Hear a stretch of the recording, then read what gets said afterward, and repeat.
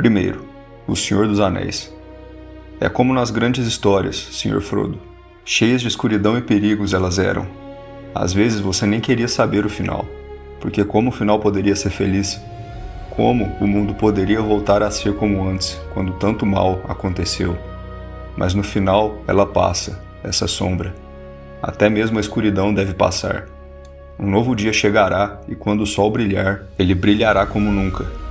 Essas eram as histórias que ficavam com você, que significavam algo, mesmo que você fosse muito novo para entender. Mas eu acho, Sr. Frodo, que eu entendo. Sim, eu entendo agora. As pessoas nessas histórias tinham muitas chances de voltar para trás, mas elas não voltavam. Elas continuavam em frente, pois elas se apegavam a algo. Existe algum bem nesse mundo, Sr. Frodo, e vale a pena lutar por ele. Esse é o monólogo de Samwise Gamgee no final de O Senhor dos Anéis, As Duas Torres, e é uma das passagens mais fortes da trilogia, pois revela o ponto central da trama: continuar em frente, mesmo quando tudo em volta é escuridão. Lutar por esperança, mesmo quando parece que não há nenhuma. O Senhor dos Anéis nos ensina que mesmo que tudo pareça contra você e que lutar é um ato perdido, mesmo assim você deve encarar a batalha. Você não sabe o que irá acontecer, mas não é disso que se trata. Se trata de permanecer firme nos seus princípios até o fim. Se trata de sim, talvez cair, mas cair lutando. Cair defendendo algo maior do que você mesmo. Cair batalhando por algum propósito. Muitas cenas mostram isso, como a batalha no Abismo de Helm, quando tudo parecia perdido, mas mesmo assim, os Cavaleiros de Rohan partem de encontro ao inimigo, acreditando que ali seria o local de sua morte. Ou na última batalha no Portão Negro, quando as forças de Mordor eram infinitamente superiores às forças do Oeste, e mesmo assim lá estavam os guerreiros. A virtude ensinada é essa, a coragem, a superação do medo, a grandeza de espírito de lutar, mesmo quando não há esperança. O Senhor dos Anéis e a obra de J.R.R. Tolkien, no geral, é um poço sem fundo de simbolismos e lições para quem buscar. Segundo, O Último Samurai. A jornada de um homem atormentado pelo seu passado rumo à paz interior após ele ter contato com a cultura japonesa. O capitão Nathan Algren se torna prisioneiro de guerra de uma resistência de samurais nas montanhas, e ali ele passa a observar o modo de vida daquela gente, forçadamente no começo, é verdade. E ele passa a absorver para si aquele modo de olhar para a vida. Serenidade, disciplina, presença. Essas coisas passam a integrar a personalidade daquele homem perturbado e torturado pela própria mente, e ele, pouco a pouco, começa a encontrar sentido e beleza na vida, novamente. O Último Samurai tem uma das minhas frases preferidas a respeito do destino humano. Quando o líder samurai, Katsumoto, antes da batalha final, pergunta ao capitão Nathan: "Você acredita em destino, capitão?" E Nathan responde: "Eu acredito que um homem faz o que pode, até que o seu destino seja revelado a ele. Nós não temos controle sobre o nosso destino. Temos controle sobre o que fazemos, e fazemos o que podemos, até que nosso destino nos seja revelado.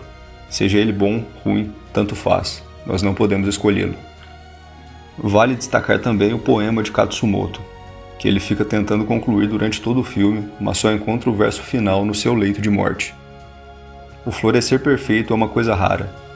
Você pode passar a vida toda procurando por ele e ainda assim não seria uma vida desperdiçada. E então, o último verso. Perfeitos, são todos perfeitos. No seu último suspiro, Katsumoto percebe que a busca pela perfeição é vã, e que a perfeição é a própria busca. Todos que florescem são perfeitos, esse é o sentido da vida. O Último Samurai é um filme que te convida à introspecção e a reformular seu jeito de olhar para a realidade, assim como o protagonista do filme faz durante a história. Terceiro, Gladiador. Máximos talvez seja o melhor exemplo do espírito estoico na tela do cinema moderno. Gladiador é a história de um homem altamente injustiçado pelo seu destino, e que não quebra por causa disso, mas segue em frente com sábia resignação e ardente desejo por justiça. Nós vemos ele suportar atrocidades que quebrariam praticamente qualquer um internamente, e mesmo assim ele segue no seu caminho, fazendo o que deve ser feito, sem reclamar, sem se queixar, sendo um estoico no sentido mais puro da palavra. Talvez a maior lição de Máximos seja o fato de que ele tem um propósito forte. Não é possível aguentar injustiças sem algo maior e firme para se apegar.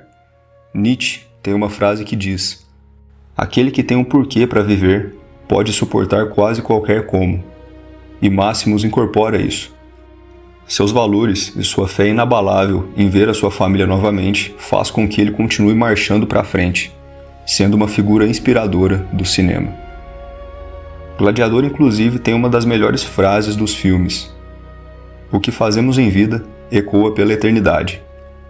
Máximos sabia que a jornada humana não acaba aqui e que existem coisas maiores do que nós mesmos. Gladiador nos ensina a olhar para propósitos maiores e nos apegarmos a eles, a cultivarmos valores e a continuarmos impassíveis na face da injustiça e nas crueldades desse mundo. Quarto, Hércules. Hércules é uma animação que toca em pontos profundos da realidade e da natureza humana. Ele é um semideus crescendo entre humanos, um garoto deslocado, que causa problemas por onde passa por conta de sua própria natureza. Hércules então trabalha a autodescoberta. O fato de que não se adequar a algum ambiente nem sempre significa que tem algo de errado com você, mas que talvez você esteja no lugar errado. Ele canta isso na música Vencer Distâncias. Há um sonho em mim, vejo um lugar, onde com orgulho sei que vão me encontrar. Todos vão sorrir quando eu lá chegar. Ele tinha um profundo desejo por se encaixar entre seus semelhantes, uma mensagem clara àqueles que são deslocados. Continue buscando. Há um lugar para você por aí. Após descobrir a sua natureza e quem ele realmente é, as provações de Hércules continuam. Seu pai Zeus diz que ele poderá morar entre os deuses quando for um verdadeiro herói. Mas o que isso significa, afinal?